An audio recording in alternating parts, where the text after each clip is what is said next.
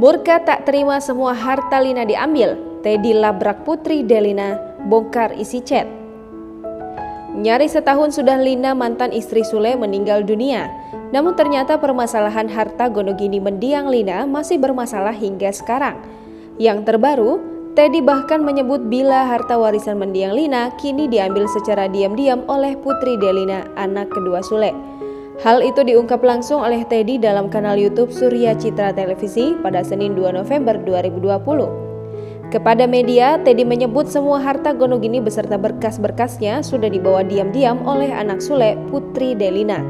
Merasa sakit hati dengan sikap putri tirinya itu, Teddy lantas melabrak Putri Delina melalui chat WhatsApp. Pada tangkapan layar yang ditayangkan di YouTube SCTV, tampak Putri Delina mengirimkan pesan pada 27 Juli 2020 ke Teddy untuk memberitahu bahwa dirinya sudah mengambil semua berkasnya.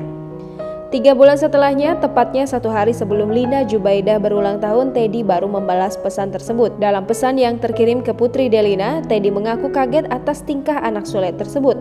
Pasalnya, Teddy menilai Putri Delina tidak lebih dulu memusyawarahkan kelakuannya itu. Rupanya keinginan Teddy bertemu tidak bisa segera terwujud karena Putri Delina tidak mendapatkan izin dari Sule.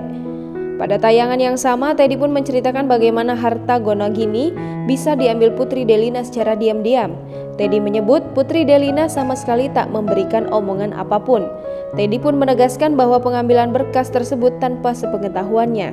Dalam kesempatan itu, Teddy pun menegaskan kalau ada masalah ke depannya terkait harta Lina, ia pun angkat tangan. Ia pun meminta kalaupun ada hutang bisa ditagih langsung ke Putri Delina.